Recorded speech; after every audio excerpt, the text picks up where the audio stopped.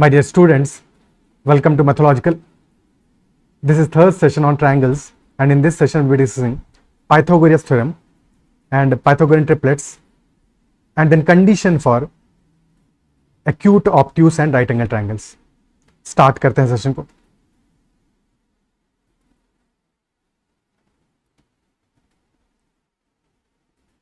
So first of all, let us draw a right angle triangle.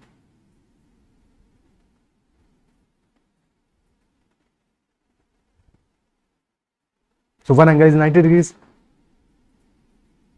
If this is the base, this is perpendicular and this is hypotenuse.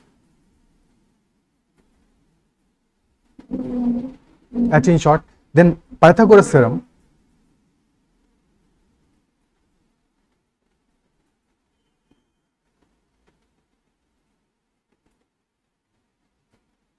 or also known as Bodhayan theorem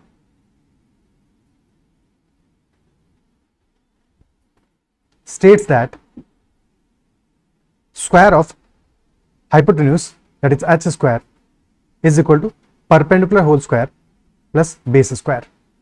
This is the relationship between hypotenuse, perpendicular and base. So let us take a few examples.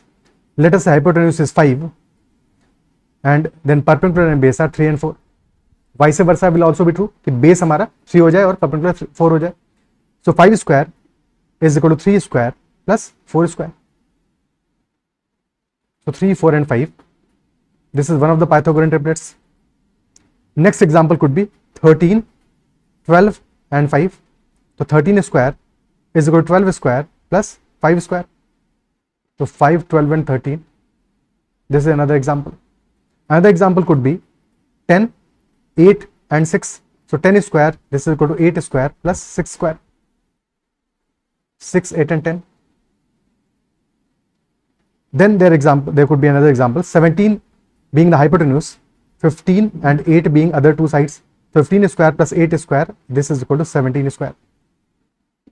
8, 15, 17. 25, 24, 7. 25 square is 24 square plus 7 square.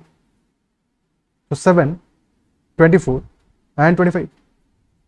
Further examples could be 20, 21 and 29, or 9, 40 and 41. And there can be many such examples. These examples, since all these values, all the side lengths are integers, so they are called Pythagorean triplets. Wait a second.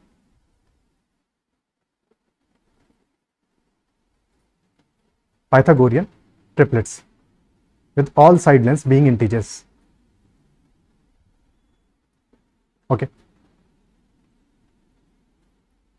Now, as we know, 3, 4 and 5, this is a Pythagorean triplet because it follows the largest side ka square, 5 square, this is equal to 4 square plus 3 square. Okay, hypotenuse is obviously the largest side. This is the largest side. Okay, because this is opposite the largest angle, 90 degree. Okay, so 5 square is equal to 4 square plus 3 square. Now let us multiply all the side lengths by 3. The sides will be 9, 12 and 15. So now largest side ka square, 15 square, this is 225. 12 square is 144. 9 square is 81. So what is the sum of 144 and 81? Is equal to 225 only. This is still following the pattern of Pythagoras theorem. So this is also a Pythagorean triplet. So 9, 12 and 15, this will also form a Pythagorean triplet. Or to generalize it, if 3, 4, 5 is a Pythagorean triplet, then if we multiply all side lengths by k, where k can be any number, it need not be an integer, it can also be a fraction or any decimal number. So 3k, 4k and 5k, these will also form a Pythagorean triplet. Or in general, if A, B and C are a Pythagorean triplet, PT in short, then multiply all side lengths by k, Ka, Kb and Kc, they will also be a Pythagorean triplet. ठीक है, because a square plus b square is equal to c square, और पूरी equation multiply कर दो k square से. So k square a square plus k square b square will also be equal to k square c square, which is ka whole square plus kb whole square is equal to kc whole square. यानी कि ka, kb and kc they are also forming a Pythagorean triplet. क्या ये बात clear है? Examples ले लेते हैं एक दो. Let us say one example could be 10,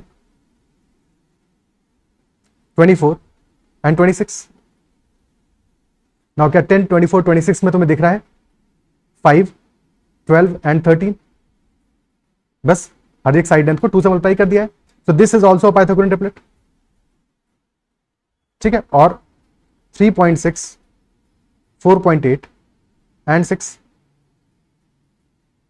3.6, 4.8 and 6 practice करके हमें देखना शुरू करना है कि पाइथागोरस ट्रिपलेट हमें यहाँ पे देखना चाहिए. रेशियो क्या रहा है उसके लिए रेशियो ले लो. रेशियो क्या रहा है इनका? साइड लेंथ का रेशियो क्या है? 3:4:5 का रेशियो आ रहा है. मल्टीप्लाई कर दो 10 से 36, 48, 60 हो गया. फिर रेशियो ले लो, एचसीएफ ले लो, हाईएस्ट कॉमन फैक्टर कितना आएगा? 12 आएगा. रेशियो आ जाएगा 3:4:5. बेसिकली क्या करो, पहले मल्टीप्लाई कर दो 10 से, हो गया 36, 48, 60. अब हाईएस्ट कॉमन फैक्टर आ रहा है 12. 12 को हमने बाहर ले लिया, कॉमन ले लिया. सो inside values will be 3, 4 and 5. यानी कि ratio of side length is 3:4:5 और 3, 4, 5 हमारे पाइथागोरन ट्रिपलेट होता है. So definitely 3.6, 4.8 and 6 will also be a Pythagorean triplet. This will also be a Pythagorean triplet. क्या ये पार्ट क्लियर है? ठीक है. So this is some general talk about Pythagorean triplets.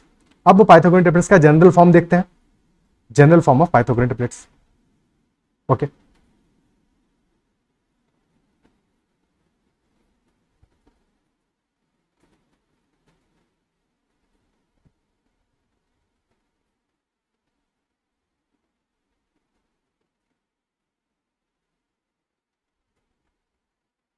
और एक काम करना, अपने एंड पे, अभी तो बहुत सारे ट्रिपलेट्स हम देखेंगे ही देखेंगे, बट अपने एंड पे तुम खुद से प्रैक्टिस करना.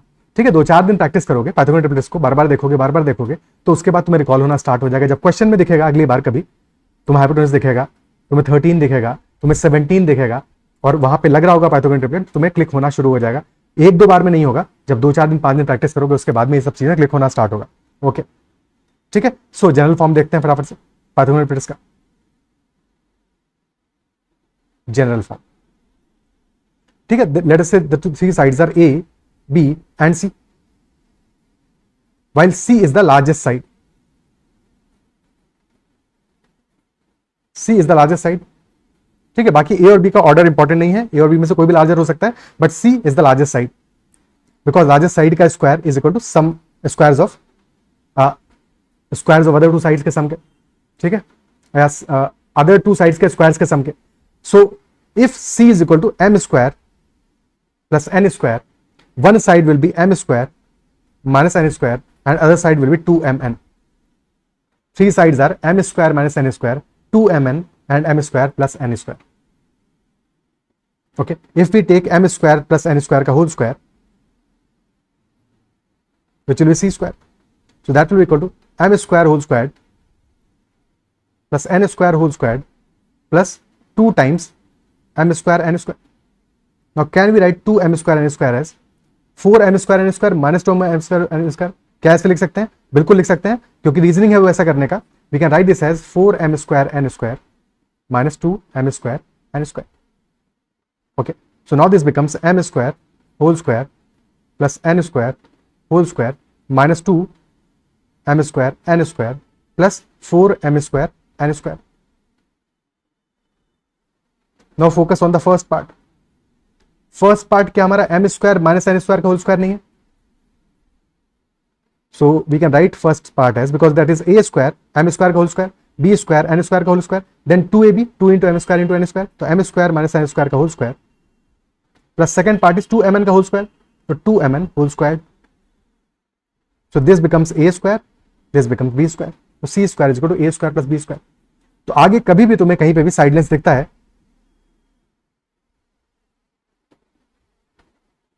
one side length is m square plus n square, which is the largest side. The second side is m square minus n square, and third side is 2mn. Then definitely this is a right angle triangle. Or you get that one side is m square plus n square, second side is m square minus n square. Then definitely third side will be 2mn if this is a right angle triangle. If that is a right angle triangle, third side will be 2mn.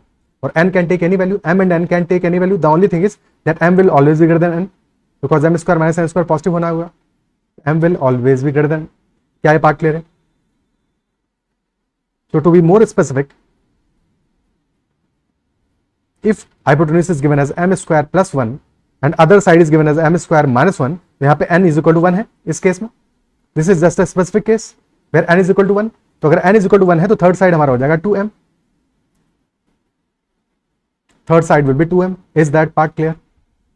ठीक है, ये बात समझ में आनी चाहिए, दिखना शुरू होना चाहिए अब. क्लियर है? ठीक है. सो स्पेसिफिक केस के एग्जांपल लेते हैं कुछ. So first we be taking when our value one side length is even.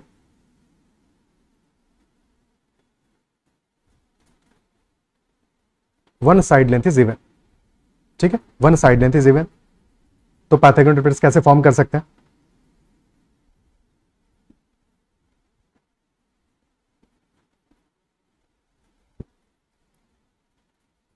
So in these three values, m square minus n square, 2mn and m square plus n square, put n is equal to 1. ठीक है, तो three side lengths will be a, b and c will be m square minus 1, 2m and m square plus 1. ठीक है, now this 2m, since this is multiplied by 2, so this is even number. So definitely b is even. Our side length b is a even number, isn't it so? और a और c odd होंगे, b will be even and a and c will be odd. ठीक है, put करते हैं values.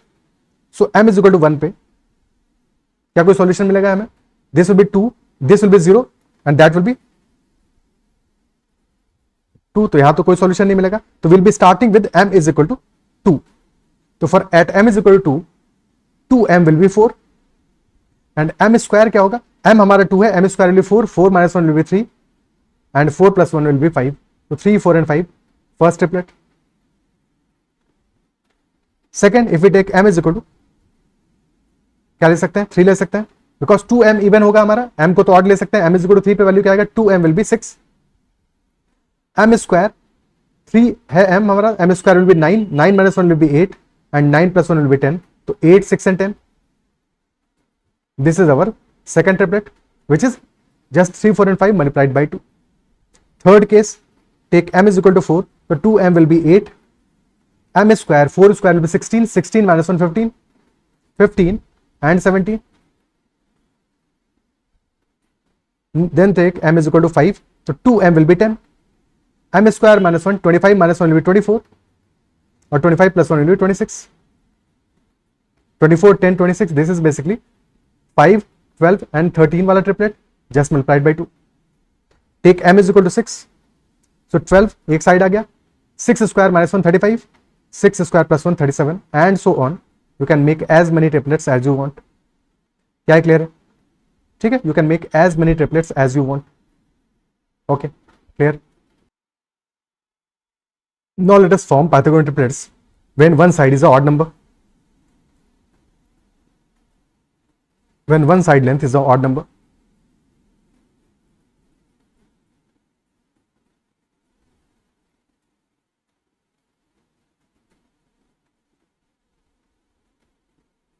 For that, divide 2m by 2. सारे numbers को 2 से डिवाइड कर दो. तो m square minus 1 will be m square minus 1 by 2, 2m by 2 will B m square plus 1 by 2. Third side. ठीक है, सो a b c will be a will be m square minus 1 divided by 2. b will be 2m by 2 which is m only and c will be m square plus 1 divided by 2. Now put values of m और m को odd रखना है इस बार. ठीक है, m को odd रखना है. तो m is equal to 1 पे तो सॉल्यूशन मिलेगा नहीं. m is equal to 2 से स्टार्ट करते हैं. 2 ऑड नहीं है तो m is equal to 3 से स्टार्ट करते हैं. m is equal to 3 तो b will be equal to 3, a will be equal to 3 square minus 1 by 2. तो 3 square by 2 कितना होगा? You can see this as m square minus 1 by 2 can be seen as m square by 2 minus 1 by 2 और m square plus 1 by 2 is equal to m square by 2 plus 1 by 2. ठीक है, so square 3 divide by 2 then subtract 1 by 2 and add 1 by 2. so हमारी side length हो जाएंगी m square by 2 plus minus 1 by 2. तो 3 square is 9, 9 by 2 क्या है? 4.5. तो first side length will B 4.5 minus 0.5, so this will be equal to 4, and second one will be 4.5 plus 0.5, so this will be equal to 5. So 4, 3 and 5, this is the first value. Second, take m is equal to 5, so if m is 5, 5 का square 25, 25 by 2 12.5, 12.5 minus 0.5 is 12, and 12.5 plus 0.5 is 13.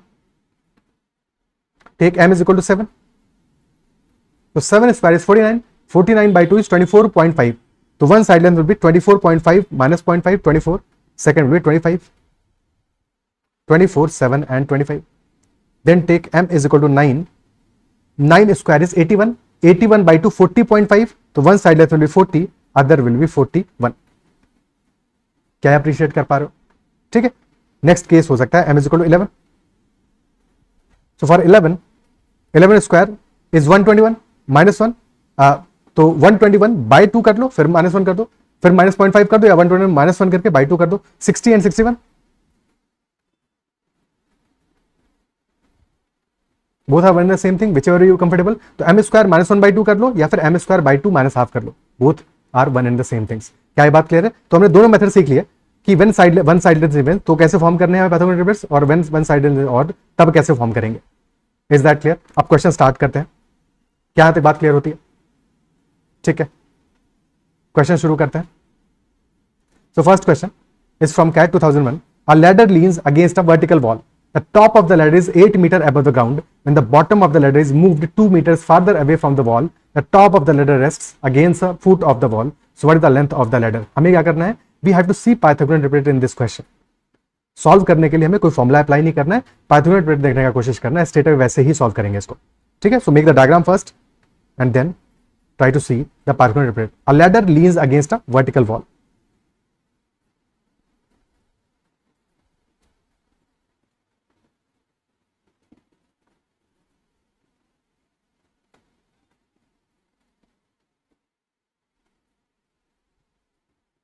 So this is our ladder. Top of the ladder is 8 meters above the ground, which implies that this height, this is equal to 8 meters. Then, when the bottom of the ladder is moved 2 meters farther away, bottom is moved 2 meters farther away from the ground, the top of the ladder rests against the foot of the wall. जैसे हमने 2 metre इसको farther away किया, तो top of the ladder पूरा का पूरा bottom पे आ गया, जमीन पे आ गया. That implies कि now this length is equal to length of the ladder. तो length of the ladder are equal to L था, तो this will also be equal to L. And if this was equal to x, this is 2, तो length of L is equal to x plus 2 in the first case, isn't it so? अगर equation बनाओगे तो this is our right angle triangle, one side is 8, one is x और hypotenuse हमारा L है, तो equation बन जाता है L square is equal to 8 square plus x square. There are two unknowns and two equations. You can solve it. You can solve it that way. But हम वैसे solve नहीं करेंगे. हमें क्या करना है? एक हमें साइड लेंथ गिवन है 8, तो पाइथागोरस ट्रिपलेट सोचो यहाँ पे क्या पाइथागोरस ट्रिपलेट हो सकता है जिसमें कि एक साइड लेंथ 8 हो. One could be 6, 8 and 10. The other could be 8, 15 and 17. 6, 8 and 10, 8, 15 and 17. अगर अभी तुम्हें क्लिक नहीं हो रही हैं चीजें तो एक काम करो, जो हमारे पॉपुलर 8, 10 पाइथागोरस ट्रिपलेट्स हैं उनको एक साइड में सेपरेटली मेंशन कर लो, एक शीट में. उस शीट को अपने बगल में रखो, उसको देख के तुम देखो कि कौन सा ट्रिपलेट अप्लाई करेगा इस केस में. ठीक है, पहले 2-4 क्वेश्चंस में ऐसे ही प्रैक्टिस करो, उसके बाद में फिर शीट को पलट दो और फिर अपने एंड पे ट्राई करो. ओके, तो हमारे पास दो पॉसिबल ऑप्शंस है, 6, 8 and 10 या फिर 8, 15 and 17. अगर 6, 8 and 10 वाला ऑप्शन होगा तो इन दैट केस लेंथ हमारी क्या होगी, लार्जेस्ट साइड 10 होगा. और अगर 8, 15, 17 वाला ऑप्शन होगा तो लार्जेस्ट साइड हमारा लेंथ हमारा 17 होगा. कौन सा केस एप्लीकेबल होगा? क्वेश्चन स्पेसिफिकली कह रहा है कि when the bottom of the ladder is moved 2 metre farther away, the top of the ladder rests against the foot of the wall. यानी कि पूरा का पूरा लैडर हमारा जमीन पे गिर जाता है. जैसे हम 2 मीटर उसको मूव करते हैं, तो अगर पहला वाला केस लेते हैं 6, 8 and 10 वाला, तो one side is 8, the other side will B 6 and ladder will B 10. अब अगर तुम इसको सिर्फ और सिर्फ 2 मीटर मूव करोगे तो दिस विल बी 8, 10 तो हो नहीं जाएगा. यानी लैडर अभी भी तुम्हारा ग्राउंड पे नहीं आएगा, लैडर अभी भी ग्राउंड पे नहीं आएगा. ठीक है, ग्राउंड से ऊपर ही रहेगा. क्या बात कह रहे हैं? बट लैडर हमारा ग्राउंड पे आ जा रहा है. दैट इंप्लाइज कि हमारा जो सेकंड साइड है यानी कि x है, दैट शुड बी L-2 या x + 2 will be equal to L. और सेकंड वाले केस में देखो 8 15 17 वाले केस में देखो. So if you draw 8 15 17 वाला case, ladder is 17, base is 15 and other length is 8. 8 is the height. तो जैसे ही तुमने 2 meters मूव किया, this will be 15 plus 2 17. जैसे ही 17 हो जाएगा पूरा का पूरा लैडर हमारा जमीन पे आ जाएगा. तो यानी कि डेफिनेटली सेकंड वाला केस रहा होगा. तो length of the ladder will be equal to 17 metres. Length will be equal to 17 metres. क्या है, बात क्लियर है? ओके, ठीक है, आगे बढ़ते हैं. Next question. A ladder of length 6.5 meters is resting against a wall. If it slips 0.8 meter down the wall, then its bottom will move away from the wall by x meters. If it was initially 2.5 meter away from it, then find x. So ladder का length हमें given है, that is 6.5 meters. अब length देखते ही देखो दो चार चीजें चमकनी चाहिए. 6.5 क्या है? बेसिकली इफ दिस वाज 65, तो 65 will be 13 into 5. So this is a multiple of 13 and multiple of 5. और ये हमारा हाइपोटेन्यूज है. तो अगर 13 का मल्टीपल आ रहा है, 13 से हमारा कौन सा ट्रिपलेट बनता है? 5 12 13. और 5 का मल्टीपल है तो this would also be 3 4 and 5. Focus क्या करना है? 13 हो या 5 हो, ये हमारा हाइपोटेन्यूज पे आना चाहिए, बिकॉज 6.5 हमारा लेंथ ऑफ द लैडर है, which is forming the hypotenuse of the right angle triangle. बनाते हैं अब डायग्राम. तो this is 6.5. If it slips 0.8 meter down the wall, then its bottom will move away from the wall by x meters. So if it slips by 0.8 meters, bottom moves by x meters. If it was initially 2.5 meters away from it, also given that it was initially 2.5 meters away from it, so this distance is 2.5 meters. 2.5 meters. देखो for simplicity से ये भी कर सकते हो कि decimal values को हटा दो. ठीक है, डेसिमल पॉइंट को हटा दो. तो 25 65, अगर ये देखने में ज्यादा आसानी होती तो वैसे देख लो, बाद में 10 से डिवाइड कर देना. तो बेस इज 25 और हाइपोटेन्यूज इज 65, यानी कि पहला वाला केस है 5 12 13 वाला, बिकॉज मल्टीप्लाई कर दोगे 5 से सारी की सारी साइड लेंथ को, तो this will B 65, this will B 25 और this other side will B 12 into 5 12 into 5 60 60 हो जाएगा. So this must be 60. ठीक है, जीरो हमने हटा दिया, ध्यान रखना. This must be 60. Okay, and if this is 60, then 8 metre से जब स्लिप करता है तो रिमेनिंग कितना बचेगा? Remaining will be 52. 60 minus 8 will be 52. Remaining बचेगा 52 और लैडर हमारा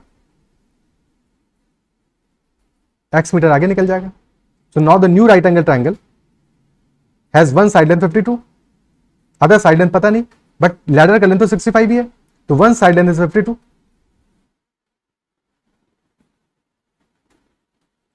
दिस इज 65. रेशियो क्या आ रहा है हमारा? 13 के दोनों मल्टीपल है, 4:5 का रेशियो आ रहा है. So if this side length hypotenuse is 4, the other side length is 4, hypotenuse is 5, other side length 4 है, तो बचना वाला साइड लेंथ क्या होगा? 3 यूनिट्स होगा, यानी कि दिस विल बी 3 into 13 39 होगा. This must be 39. And if it is 39, तो पहले था 25, अब हो गया 39. कितने से इंक्रीज किया है? इंक्रीज किया है 14 से, 14 मीटर से, तो x is equal 14 metre. But हमने डिवाइड मल्टीप्लाई किया है 10 से, तो डिवाइड भी करोगे तो x will be equal to 14 divided by 10 which is equal to 1.4 metres. 1.4 metres. अभी तुम्हें समझाने में इतना टाइम लगा है, otherwise straight away question second में सॉल्व हो रहा है. ठीक है, जैसे तुमने देखा 6.5, यू नो कि नाउ दिस इज 5 12 13 वाला केस प्रॉब्ली, और या फिर 3 4 5 वाला केस होगा. तुमने फिर दूसरा साइड लेंथ देखा, that is 2.5, because it is 2.5 away from it, यानी कि डेफिनेटली 5 12 13 वाला केस है. तो one side is 6.5, other is 2.5,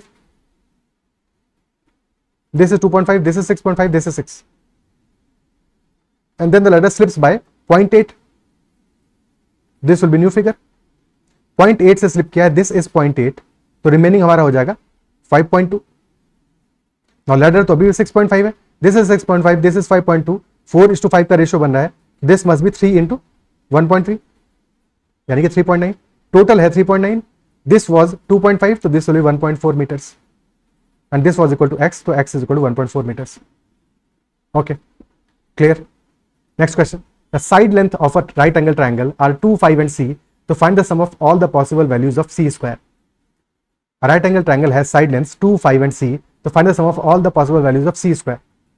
Now c need not necessarily be a integer. जब भी क्वेश्चन में मेंशन नहीं हो तो इंटीजर में एज्यूम नहीं करना है. तो c can take any value. Integer हो भी सकता है, नहीं भी हो सकता है. We have no idea. So other sides are 2 and 5. 2 and 5. And this is a right angle triangle. We have no idea which one is hypotenuse. ये तो नहीं पता है. तो hypotenuse is the largest side. Largest side. अब 2 है, 5 है, c है. These are the 3 side lengths. तो एक बात बताओ, क्या 2 हमारा largest side हो सकता है? Is it possible? 2 तो नहीं हो सकता largest side, but yes 5 can be largest side or 7 can be largest side. So there will be 2 cases. First case, when 5 is the largest side, and second case when c is the largest side. So if c is the largest side, definitely c will be greater than 5, तभी तो largest होगा. And when 5 is the largest side, तो definitely 5 will be greater than c or c less than 5. पाथोगोन theorem लगा दो. तो 5 is the largest side, तो 2 square plus c square, this is equal to 5 square. यानी कि c square is equal to 25 minus 4, c square is equal to 21.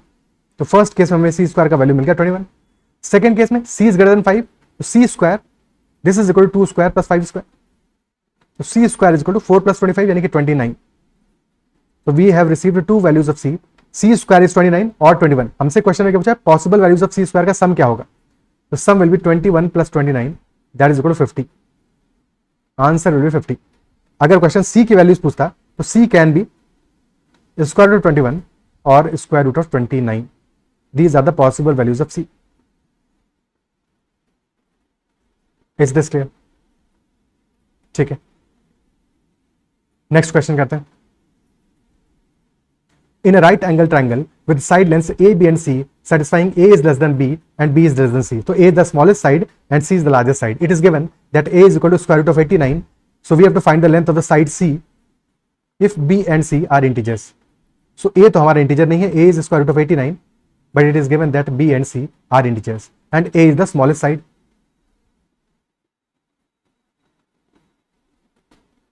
Smallest side है.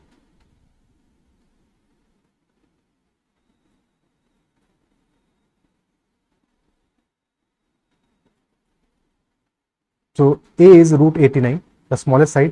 Other sides are b and c. Apply Pythagoras theorem. So c square will be equal to b square plus root 89 का square. That will be 89. So c square is equal to b square plus 89. So can we write this as c square minus b square is equal to 89, and which will be c plus b into c minus b. This is equal to 89. Now can we factorize 89? 89 क्या है? Prime number है या composite number है? Check कर लो 3 से divisible हो रहा है, नहीं हो रहा है, बिकॉज 8 प्लस 9 17 है, सम ऑफ डिजिट 17 है और 3 से डिविजिबल नहीं होगा, 5 से हो नहीं सकता, 7 से नहीं हो रहा है, 9 का सेंस नहीं, मतलब 9 प्राइम नंबर ही नहीं, चेक करने की जरूरत ही नहीं है. और 11 से चेक क्यों करोगे? Because square root of 89 is somewhere between 9 and 10. तो 9 से छोटे प्राइम नंबर से डिविजिबिलिटी टेस्ट करना है, नहीं हुआ यानी कि definitely this is a prime number. तो 89 if it is a prime number, it can only be factorized as 89 into 1 because b and c are integers. तो उनका सम और डिफरेंस तो इंटीजर ही होगा. So 89 can only be factorized as 89 into 1. This is the only possible case. And since c and b are side lengths, they both will be positive. यानी कि c plus b will be greater than c minus b. So c plus b will be 89 and c minus b will be 1. क्या ये बात समझ पा रहे हो? I repeat, 89 is a prime number. So the only way to factorize 89 because 89 हमारा equal to है c plus b into c minus b. Product है टू इंटीजर्स का. The only possible way is 89 into 1 because this is a prime number. तो only two factors are 89 and the number itself and 1. So c plus b can be equal to 89 and c minus b will be equal to 1. Now if you add these two, 2c will be 90, whereas c will be equal to 45 and hence b will be equal to 44. c will be 45 and b will be 44. Question में पूछा है value of side length c. c is the maximum value, that is why c will be equal to 45. Answer हमारा 45 आ जाएगा. क्या है? Clear है? Simple question.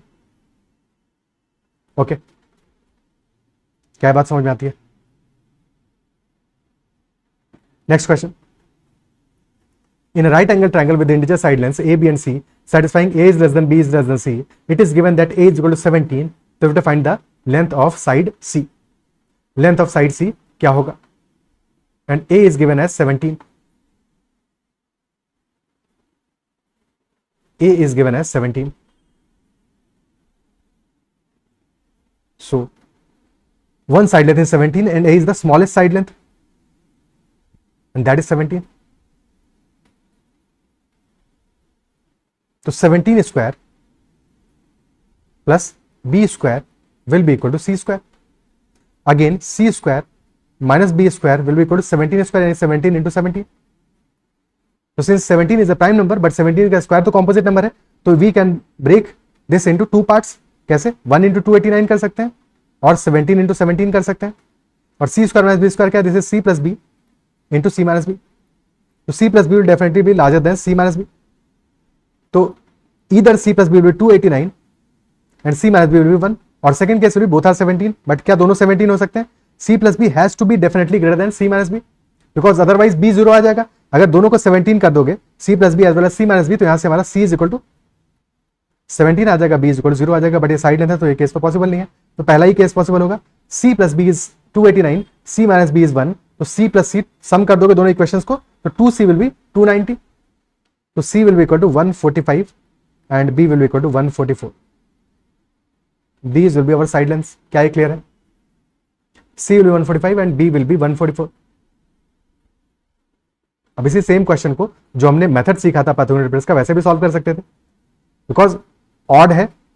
ठीक है, ऑड है. और एक ऑब्जर्वेशन जो वहां पे हमने शायद किया नहीं था, मिस कर दिया था, एक बार फिर से देख लेते हैं. देखो, जब भी ऑड हम वैल्यूज लेंगे फॉर पाइथागोरस ट्रिपलेट और उसके थ्रू हम बाकी वैल्यूज को निकालेंगे, तो checkout this odd value the smallest value. 3 हो, 5 हो, 7 हो, 9 हो, 11 हो, in all such cases this will be the smallest value. This will be the smallest value, isn't it so? Clear है? तो डायरेक्टली भी सॉल्व कर सकते थे यहां पे कि 17 इज वन वैल्यू गिवन, तो 17 स्क्वायर क्या होगा? That will 289. 17 square by 2, 289 by 2, it will be 144.5. लेकिन two side will be 144 and 145 straight away. Okay. अगर ऑर्डर गिवन नहीं होता, ये नहीं गिवन होता कि इज द स्मॉलेस्ट साइड, तो फिर हमें केसेस कंसीडर करने पड़ते. एक केस में हाइपोटेन्यूज लेते और एक केस में जैसे अभी सॉल्व किया.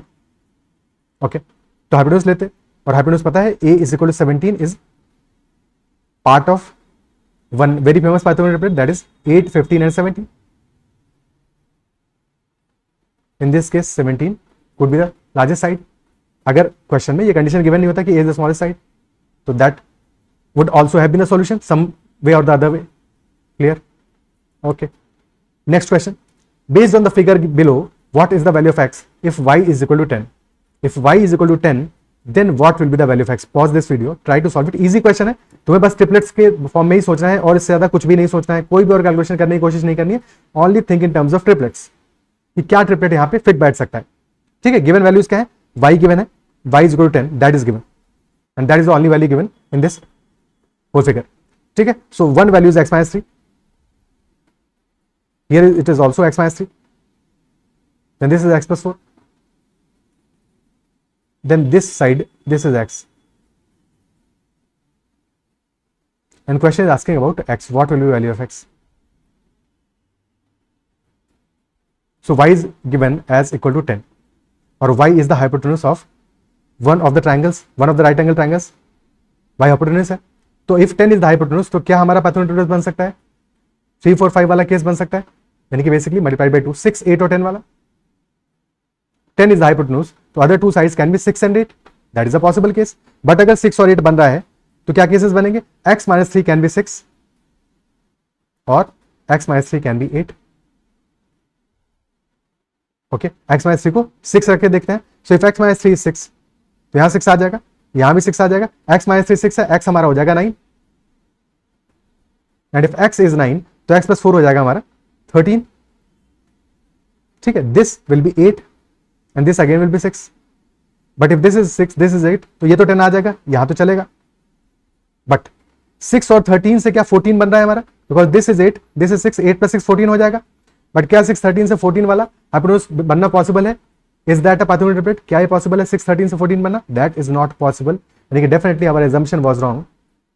So x minus 3 will not be equal to 6. अब सेकंड केस लेते हैं. take x minus 3 as equal to 8, so x will come out to be equal to 11. X will be 11, x minus 3 is 8, so this will be 6, this will be 8, तो x plus 4 क्या हो जाएगा, 11 plus 4 15, 8 15 से बन रहा है क्या 17, और definitely this is 6, this is 11, तो 17 ही आ रहा है, सेटिस्फाई कर रहा है 8 15 एंड 17 का राइट एंगल ट्राइंगल एंड 8 6 और 10 का राइट एंगल ट्राइंगल. ठीक है, so clearly answer will be 11, that x must be equal to 11. ठीक है, यहाँ पे एक डाउट आ सकता है दिमाग में, if this is 8 this is 11, तो z हमारा इंटीजर थोड़ी आ रहा है, बट z को इंटीजर लाना क्यों है, क्वेश्चन z के बारे में थोड़ी पूछ रहा है, ना कह रहा है कि z को इंटीजर होना चाहिए, z can be any value, तो z in this case will not B integer, this will B 121 plus 64 185 का स्क्वायर रूट. ठीक है, z इंटीजर नहीं होगा, बट बाकी सारी साइड लाइन्स हमारी इंटीजर होंगी. क्या है बात क्लियर है? ठीक है, next question, find the side lengths AC and BD. Again यहां पे भी हमें सोचना है कैसे, ट्रिपलेट्स में टर्म्स में ही सोचना है. ठीक है, what is given to us, 45 is given, AB is given, AB is 45 and DC is given, DC is 48. ठीक है, we have to find what will be BC, BD and what will be AC.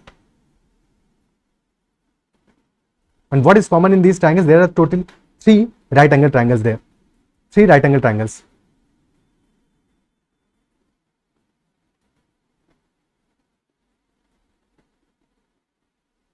कौन कौन से? First is the larger triangle, triangle ABC. Second is triangle ADB. And the third is triangle ADC.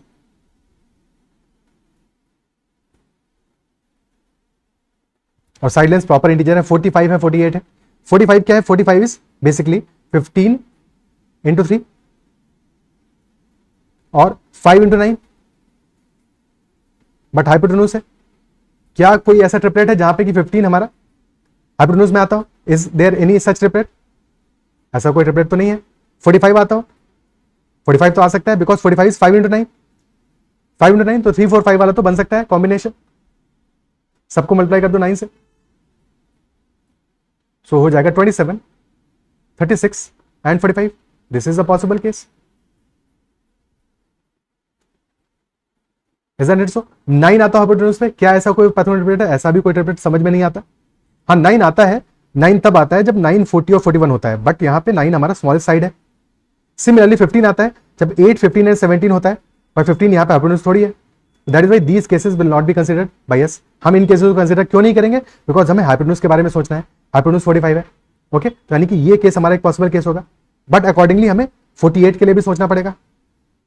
अगर ये हमारा case है तो accordingly 48 के लिए भी सोचना पड़ेगा. 48 is one of the side lens, और 48 क्या है, दिस इज 16 इंटू 3, और this could be 12 into 4, 12 into 4 हो सकता है. और हमें सोचना है क्योंकि because AD is common, AD is common in both these triangles, so AD will be part of the triplet in triangle ADC. यहां पे भी पार्ट होगा, तो AD के साथ में 48 को सोचना है. तो if one side lens is 27, तो क्या अदर साइड लेंस 48 हो सकता है? 27 and 48, is this a possible case? Common क्या है इनमें, 3 इज कॉमन, तो 3 को कॉमन ले लिया, अंदर बच रहा है 9 एंड 16. तो 9 और 16 से कोई ट्रिपलेट बनता है क्या? नहीं बनता. ये बनता है? नहीं बनता है. सो सेकंड केस हो गया हमारा 36 वाला. अगर 36 देखो, 36 एंड 48, 12 कॉमन आ जाएगा, और inside that will B 3 and 4. तो 3 एंड 4 एंड 5 डेफिनेटली बन रहा है, यानी कि यहाँ पे this side length should be 36, and if this is 36, this will B 27 and this is 36, this is 48, तो ये 12 into 3 है, this is 12 into 4, this will be 12 into 5, so this will be 60. This will come out to be 60. There are other ways to solve this question as well. ठीक है, similarity apply करके भी solve कर सकते हो यहाँ पे. ठीक है, प्रॉपर्टीज अप्लाई करके राइट एंगल ट्रायंगल के भी सॉल्व किया जा सकता है, but none of those methods will give you the solution as fast as this one. जब भी हमें साइड लेंस इंटीजर दिखे तो हमेशा हमें पैथोमेट्रिक ट्रिपलेट्स के टर्म में ही सोचना है हमेशा. Is that clear? क्या बात क्लियर है? ठीक है. एंड वेन एवर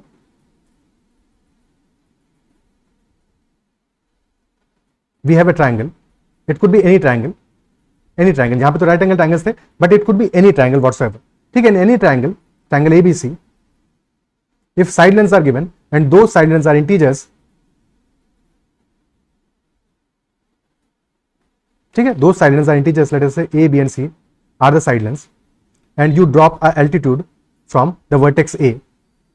ठीक है, तुमने वर्टेक्स ए से एक एल्टीट्यूड ड्रॉप किया। नाउ थिंक अबाउट इट, क्या ये राइट एंगल ट्रायंगल नहीं बन गया? Any triangle will always be, can always B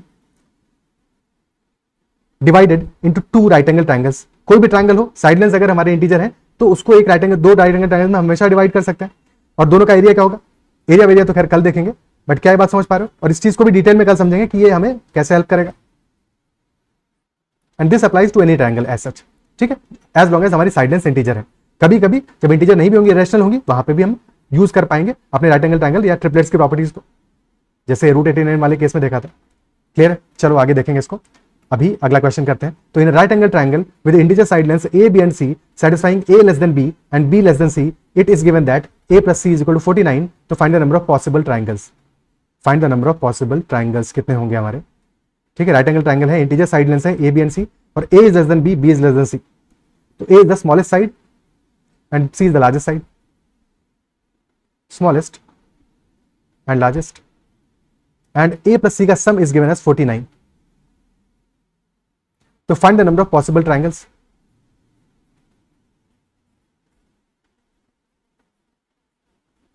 If all side lengths are integers, so we have to find the number of possible triangles.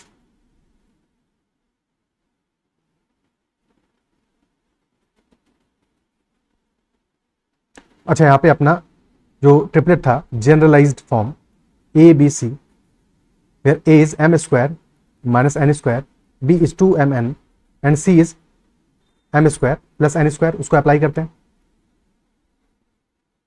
उसका help लेते हैं। ठीक है, बट यहां पे एक चीज ध्यान रखनी है कि हमें ए और बी का ऑर्डर नहीं पता definitely, because A is the smallest side. ऐसा भी हो सकता है कि A is 2mn, B is M square minus N square, C तो डेफिनेटली लार्जेस्ट है तो M square plus N square ही होगा। तो दोनों केसेस को कंसिडर करना पड़ेगा हमें, दोनों केसेस को कंसिडर करना पड़ेगा, इजंट इट सो? ठीक है, और क्योंकि इंटीजर साइड लेंस है तो डेफिनेटली हमारा अप्लाई करते हैं दोनों को, फर्स्ट केस सेकंड केस। क्या बात समझ में आता है? M square minus N square, 2mn and M square plus N square, इसको अप्लाई करते हैं। फर्स्ट केस लेते हैं, case number 1, a plus C is 49। तो a प्लस सी क्या आ रहा है हमारा? M square minus N square plus M square plus N square, so a plus C will be equal to 2m square and that is equal to 49। यहां से m square आ जाएगा हमारा इक्वल टू 49/2। सो m तो integer ही नहीं आएगा, m तो इंटीजर ही नहीं आएगा यहां से, isn't it so? So m is not an integer, तो यहां से कोई सॉल्यूशन नहीं मिलेगा बिकॉज m इरेशनल हो जाएगा। ओके, क्लियर है? सेकंड केस लेते हैं। सेकंड केस में a plus C will be 2mn plus M square plus N square.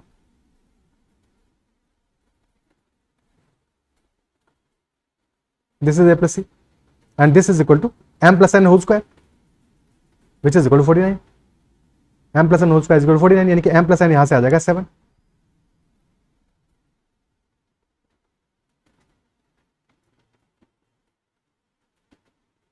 Okay, m plus n will be equal to 7 and if m plus n is equal to 7, क्या क्या cases बनेंगे?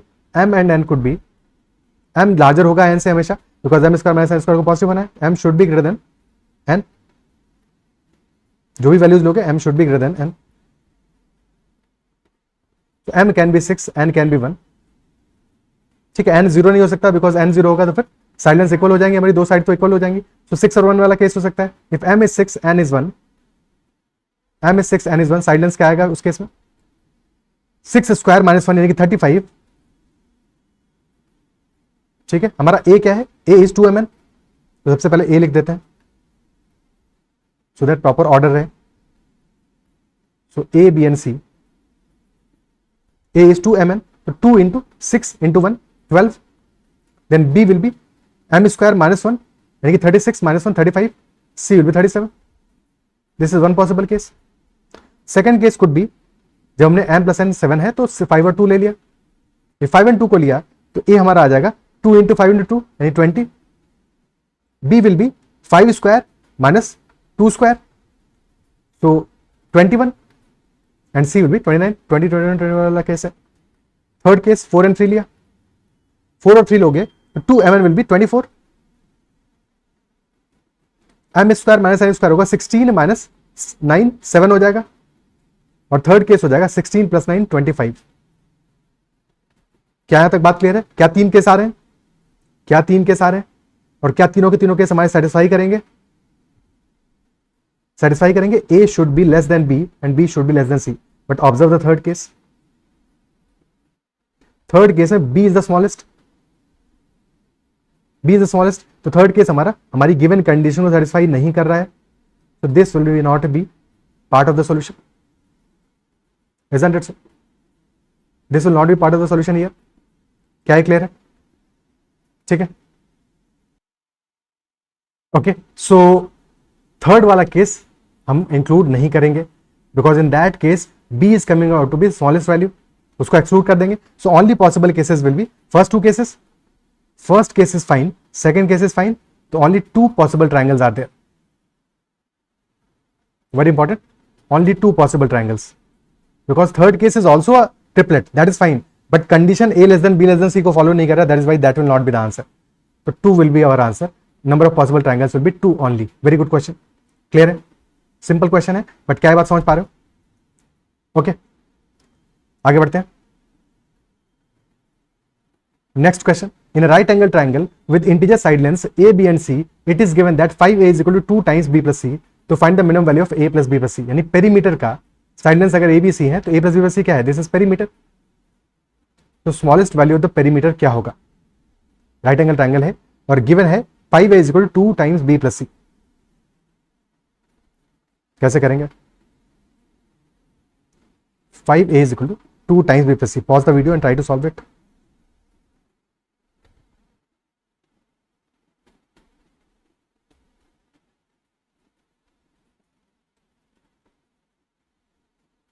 First of all answer my question, can A B the largest side? हमें कुछ नहीं पता question में, सिर्फ इतना पता है कि इंटीजर साइड लेंथ है A B and C. Minimum value find out करनी, यानी कि कुछ भी हो सकता है, राइट एंगल ट्रायंगल है ये तो पता है, ठीक है, बट अप्लाई कैसे करेंगे चीजों को? 5 is equal to 2 times B plus C, तो ए बी और सी में से क्या ए हमारा लार्जेस्ट साइड हो सकता है? इज इट पॉसिबल और not? Think about that first. So we can write this as that A is equal to 2 times B plus C divided by 5, or we can also write this as a by 2 is equal to b plus c by 5. Now if you've read ratios properly, then this implies that a is to b plus c will be equal to 2 is to 5. a is to b plus c will be equal to 2 is to 5. और अगर a और b plus c का ratio है 2 is to 5 का, तो a को अगर हम 2 मान लें, b प्लस सी 5 है, तो b प्लस सी को ब्रेक करोगे तो या तो b प्लस सी ब्रेक हो सकता है, कैसे? 1/4 में ब्रेक कर सकते हो, पॉसिबल है क्या? 1/4 हो सकता है क्या? ऐसे ब्रेक हो सकता है? नहीं हो सकता ऐसे ब्रेक, बिकॉज फिर ट्रायंगल फॉर्म नहीं होगा।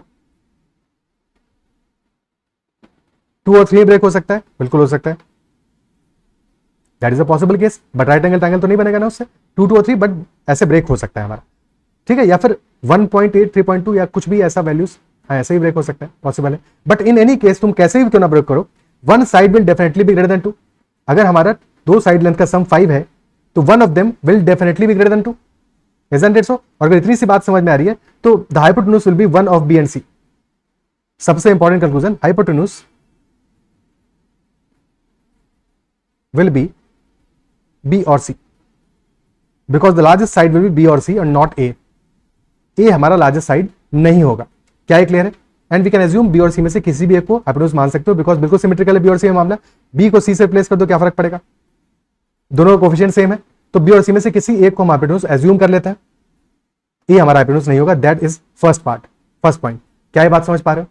और कैसे हमने पता लगाया? क्योंकि A is to B plus सी का रेशियो है 2 is to 5 का, तो A can be 2 units, B plus C है 5 यूनिट्स। 5 यूनिट्स को ब्रेक करोगे 2 पार्ट्स में, तो 1 part will definitely be greater than 2 units, क्योंकि एवरेज हमारा 5 है, तो एवरेज क्या हुआ? 2.5, तो एक पार्ट हमारा 2.5 से बड़ा होगा, तो for sure A will not be the largest side.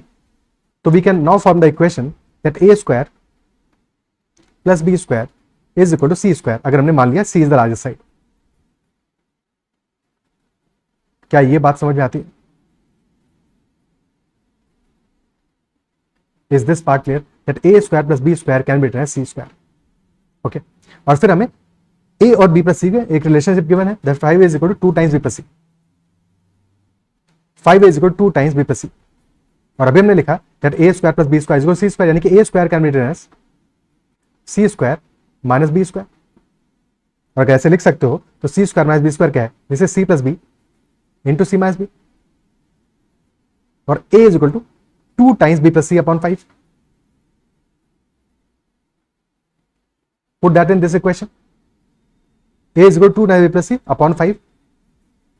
Put कर दोगे क्या वैल्यू आ जाएगा, a स्क्वायर यानी कि 4 times b plus C whole square upon 25, ठीक है। 2 टाइम्स b प्लस सी अपॉन 5 का होल स्क्वायर क्या हो जाएगा, 4 into b plus C square upon 25, that is equal to b plus C into C minus B, या C plus B into C minus B. C plus B लिखो, B plus C लिखो, एक ही बात है।